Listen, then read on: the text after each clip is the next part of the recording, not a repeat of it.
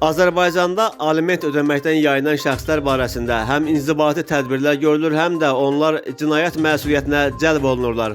Həmçinin belə şəxslərin ölkədən çıxışına qadağa qoyulur. Mövzu ilə bağlı Ədliyyə Nazirliyindən APAya bildirilib ki, ötən il alimenti ödəməyən 2298 şəxsin ölkədən getmə hüququ məhdudlaşdırılıb. Məlumata görə 2024-cü il ərzində 113806 aliment işi üzrə mütəmadi və ya müəyyən gecikmələrlə aliment ödənilib. 4974 iş üzrə ödəniş edilməyib.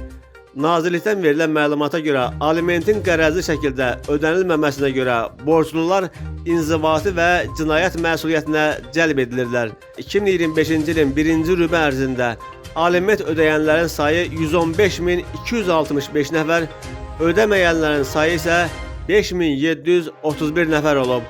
2025-ci ilin 1-ci rübündə aliment ödəməkdən qərəzli şəkildə yayınan şəxslər barəsində inzibati və cinayət hüququ təsirli tədbirlər görülüb.